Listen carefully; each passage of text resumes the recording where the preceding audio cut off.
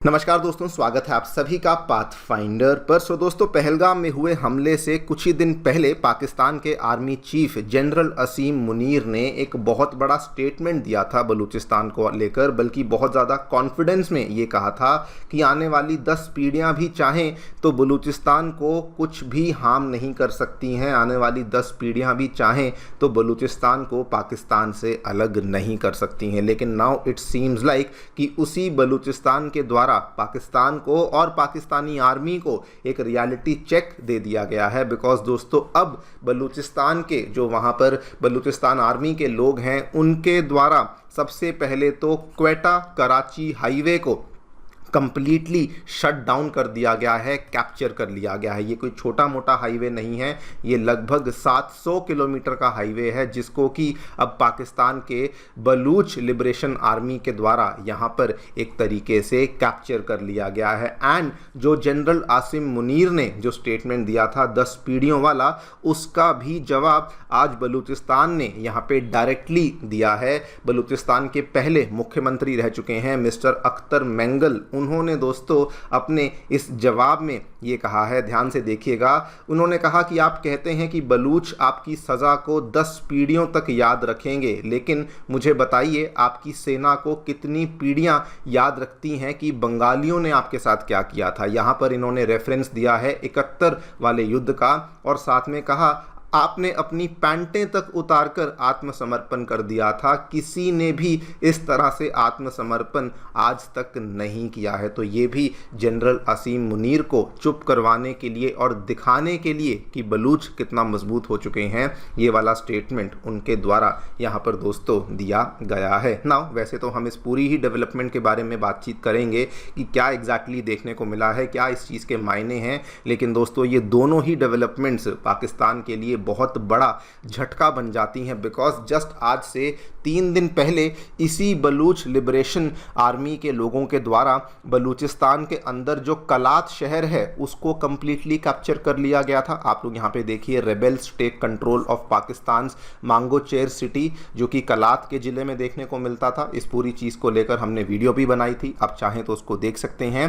And number 2, जो इन्होंने Karachi Quetta highway को ब्लॉक किया है, ये इस चीज़ को दिखाता है कि बलूचिस्तान में जो BLA का जो एक्सपेंस है वो केवल अब बलूचिस्तान तक नहीं रहा है, बल्कि वो बढ़ते बढ़ते अब वो सिंध तक भी जा पहुंचा है, जहां पर कि वो कराची वाले जाने वाले हाईवे को भी यहां पर इजीली ब्लॉक कर पा रहे हैं। और ये हाईवे वंस अगेन कोई छोटा मोटा हाईवे नहीं है, लगभग 700 किलोमीटर का हाईवे है, जो कि इन्होंने यहां पर कंप्लीटली ब्लॉक कर दिया है। एंड ऑल्सो ये इसलिए भी बहुत बड़ा झटका बन जाता है बिकॉज दोस्तों, पाकिस्तान के खुद के एक्सपर्ट्स, ये कोई इंडिया के एक्सपर्ट्स नहीं, पाकिस्तान के ही एक्सपर्ट्स इनको पहले भी वार्निंग दे चुके हैं कि पाकिस्तानी आर्मी के पास इतनी क्षमता ही नहीं है कि अगर वो चाहे कि एक तरफ बलूचिस्तान से और दूसरी तरफ भारत से LOC पे लड़ाई कर सके, इतने उनके पास ट्रूप्स ही देखने को नहीं मिलते हैं। आप लोग यहाँ पे देखिए, ये वाली एनालिसिस आज से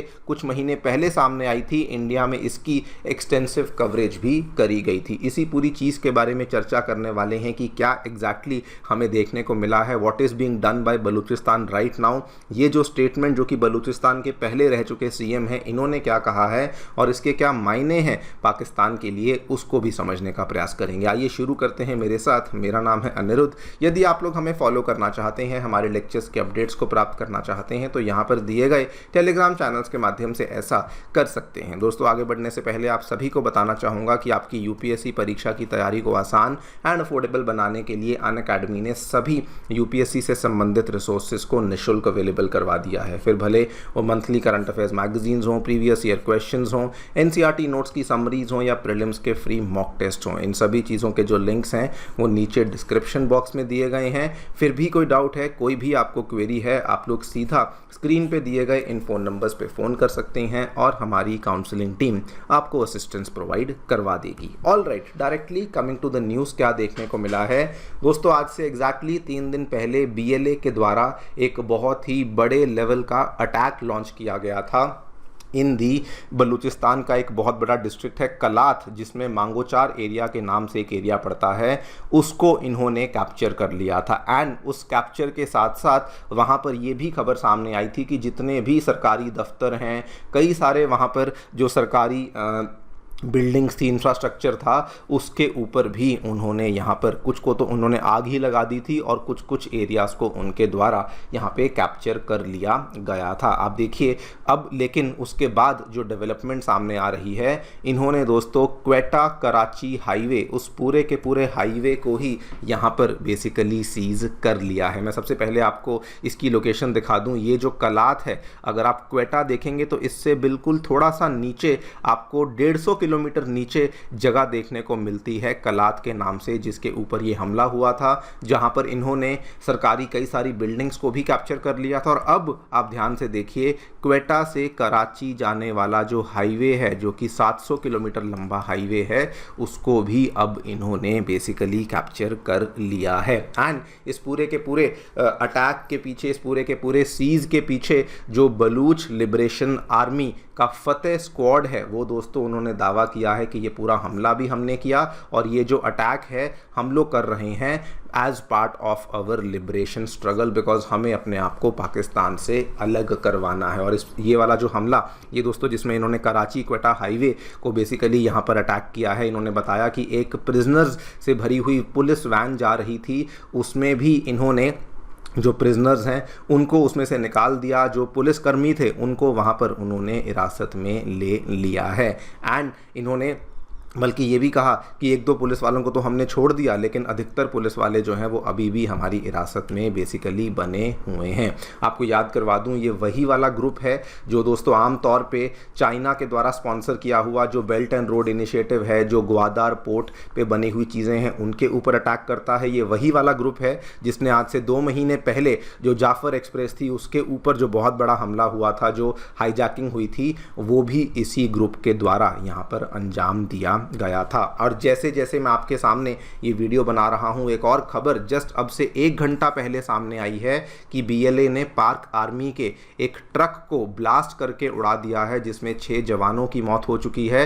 एंड यहाँ पर इनके जो हमले हैं वो अभी भी लगातार चलते ही जा रहे हैं। And at the same time यहाँ पर दोस्तों जो पाकिस्तानी आर्मी के चीफ जिन्होंने स्टेटमेंट दिया था कि आने वाली 10 पीढ़ियाँ भी हमसे बलूचिस्तान को नहीं छीन सकती हैं, हमारा कुछ नहीं बिगाड़ सकती हैं, उसका भी जवाब यहाँ पर बलूच नेशनलिस्ट पार्टी के लीडर एंड फॉर्मर जो पहले सीएम रह चुके हैं सरदार अख्तर मेंगल, उन्होंने उसका जवाब यहाँ पे दिया। इन्होंने दोस्तों बहुत ही सिंपल तरीके से जवाब दिया है, मैं आपके लिए हिंदी में पढ़ देता हूं। पाकिस्तान की हार और बांग्लादेश के निर्माण का जिक्र करते हुए मेंगल ने सेना पर इतिहास भूलने का आरोप लगाया। इन्होंने कहा कि लगता है कि पाकिस्तानी आर्मी, पाकिस्तानी मिलिट्री को हिस्टोरिकल एमनीशिया हो चुका है, बिकॉज इनको याद नहीं आ रहा कि 71 में क्या हुआ था, किस तरीके से इनको भारत की वजह से अपने आप को एक बहुत बड़ी हार झेलनी पड़ी थी। बल्कि उसके बाद इन्होंने ये भी कहा कि आप तो कहते हैं कि बलूच आपकी सज़ा को 10 पीढ़ियों तक याद रखेंगे, लेकिन मुझे बताइए आपकी सेना की कितनी पीढ़ियां याद रखती हैं कि बंगालियों ने आपके साथ क्या किया था। अगेन 71 का ही रेफरेंस देते हुए इन्होंने कहा आपने अपनी पैंटें तक उतार के आत्मसमर्पण कर दिया था और ऐसा आत्मसमर्पण आज तक किसी ने भी नहीं किया है। ये दोस्तों डायरेक्ट अटैक था, डायरेक्ट रिप्लाई था टू जनरल असीम मुनीर, जो कि बलूचिस्तान को लेकर बातचीत कर रहे थे। और इन्होंने भी यहाँ पे क्लियर कट बता दिया है कि 75 सालों से हम लोग यहाँ पे रिप्रेशन को फेस कर रहे हैं और रावलपिंडी कुछ मर्जी कहता रहे, यानी कि पाकिस्तानी आर्मी कुछ मर्जी कहता रहे, उससे उनकी ना तो ये याद खत्म होने वाली है और ना हमारी जो न्याय के लिए मांग है वो भी यहाँ पर खत्म नहीं होने वाली है। यानी कि बड़े ही साफ शब्दों में कहा जाए तो उन्होंने जनरल असीम मुनीर को वार्न किया है, कहा है कि हम लोग आपकी जो ये तानाशाही है, आपकी जो ये रिप्रेशन है, इसको टॉलरेट नहीं करेंगे। इसमें भी आपको बता दूं दोस्तों कि Pakistani Pakistani army brutally exposed है,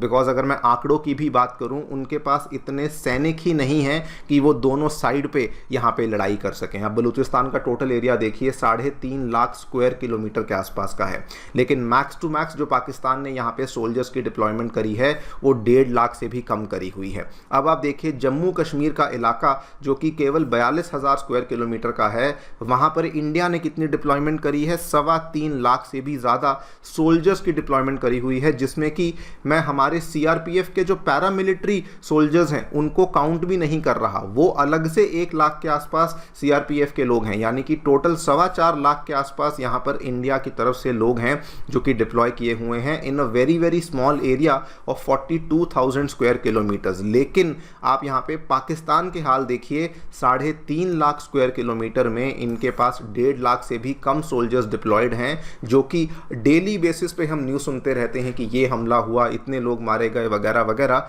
तो क्लियरली इनके पास क्षमता तो यहाँ पे फाइट करने की बिल्कुल भी नहीं है। और अगर मैं आपको दिखा भी दूं, अगर अभी तो हम लोग देख भी रहे हैं, आमतौर पे तो भारत एलओसी पे जवाब नहीं देता, लेकिन अभी तो हम लोग क्लियर कट देख रहे हैं कि जहां जहां पर पाकिस्तान एलओसी पे वायलेशन करता है, इंडिया दोस्तों डबल मेजर में रिस्पॉन्ड करता है। यानी कि अगर पाकिस्तान 300 गोलियां मारेंगे पाकिस्तानी, तो भारत की तरफ से 600 गोलियां मारी जाती हैं। अगर वो 25 राउंड फायर करेंगे तो भारत की तरफ से 50 राउंड्स दोस्तों फायर किए जाते हैं, जो कि क्लियरली बताता है कि पाकिस्तानी आर्मी बहुत ज़्यादा इनकेपेबल है इस चीज़ को करने के लिए कि वो बलूचिस्तान को भी संभाल लेंगे और दूसरी तरफ वो इंडिया को भी एलओसी के ऊपर संभाल लेंगे। देखते हैं क्या होता है। जल्दी ही हमें कुछ ना कुछ डेवलपमेंट, जिस चीज़ का हम सभी लोगों को बहुत देर से इंतज़ार है, वो देखने को मिलने वाली है। जैसे ही वो होगा उसको लेकर हम आपके सामने अपडेट्स लेकर आएंगे। फिलहाल के लिए इतना ही।